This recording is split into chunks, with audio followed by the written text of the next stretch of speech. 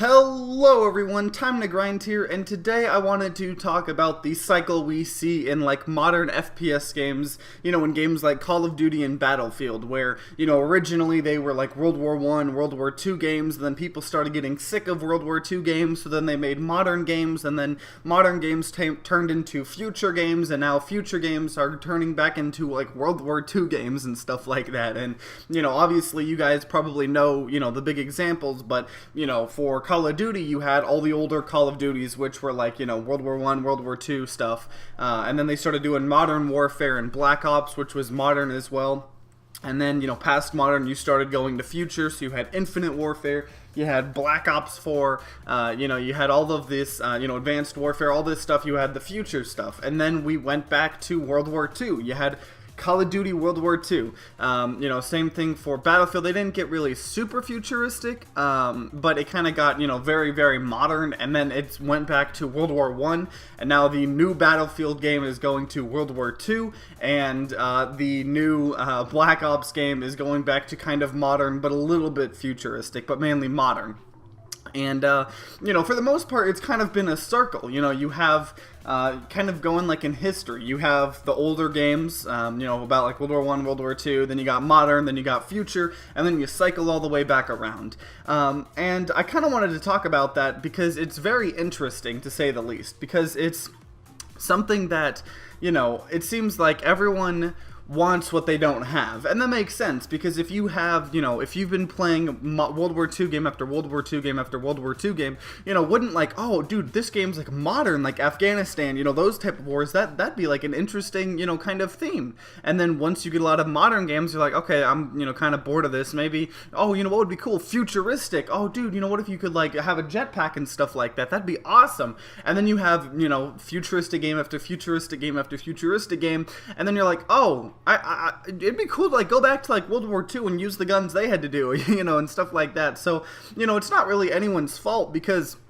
it's mainly just the market changing and getting old and tired of what's already been done a million times in the last like 3 years.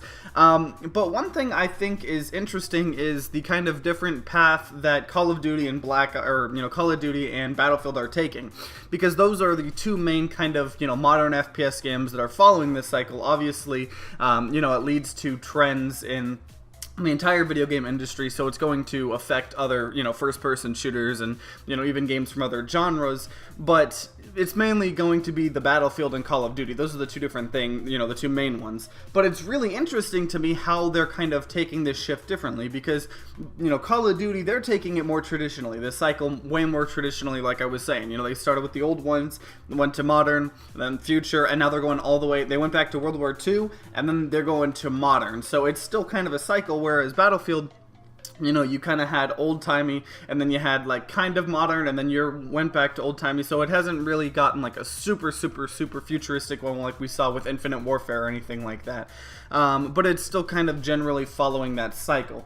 And one thing I kind of just don't understand why neither company really tries things out is obviously, like, the first time, Call of Duty went to, future, that was kind of a risk to be made. And, as much as everyone likes hating on Call of Duty, and, myself included sometimes, it was a risk that they took, and whether that paid off or not is, I don't know. But it was a risk they took. But I really think it'd be interesting to, kind of, instead of, saying following a like 4-year cycle of, okay, these 4 years, everyone's gonna make a, World War II game or like an old-timey game, and then the next 3 to 4 years, everyone's gonna make a modern game, and kind of, instead of trying to do that, it seems like it'd be good to just every year have something fresh.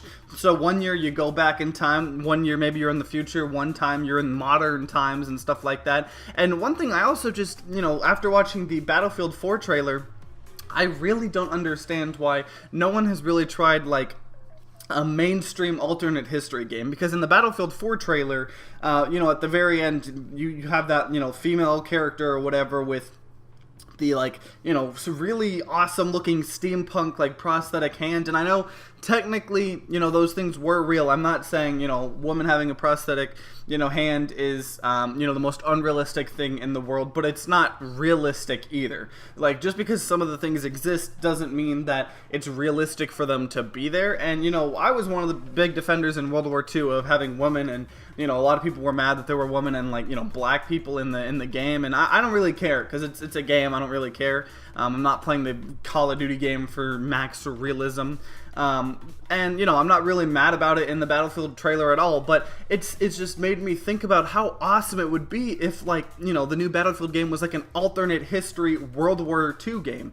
Because, you know, there's been a lot of hate on the trailer, and I feel like a lot of that's just bandwagoning, and I'm sure a lot of people have reasons not to like it, but for me personally, I watched the, you know, Battlefield 1 trailer, or Battlefield 5 trailer, sorry, all the way they number their games is confusing, but I watched the Battlefield 5 trailer, and I thought it was, you know, okay. I was kind of, you know, like, Battlefield games I normally try out a little bit, but I never really get into them super much. But I was like, okay, I can see this. This looks interesting. And I saw the steampunk thing, and I was like, oh, that's cool. And then, you know, Battlefield 5, it was World War II. It was supposed to be like really realistic. But like, imagine how different the response to that trailer would have been if it was an alternate history World War II game, where, you know, Hitler still had, you know, was still alive, and, you know, kind of, maybe not that, you know, trope, because I feel like that trope is done a lot, but you could do a lot with, you know, World War II alternate history.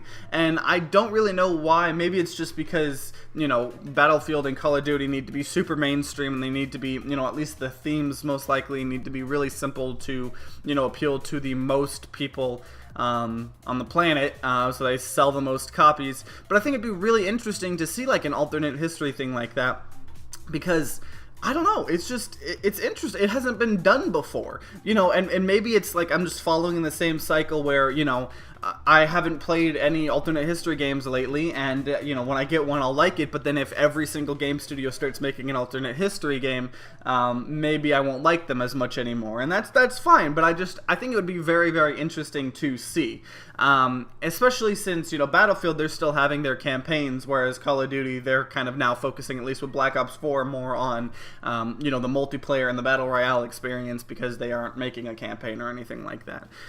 So overall, that's kind of just what I wanted to talk about, how interesting the kind of cycle between, you know, modern FPS games, of them going from old-timey to modern to future, and then going all the way back on the cycle again. I just thought it was really interesting, and I think there's a lot that they could do to kind of spice it up. It seems like, you know, kind of going back to Black Ops 4, it seems like they're kind of doing that a little bit, because, you know, they made a World War II game, and now they're going all the way back to, you know, modern, maybe a little futuristic, but modern.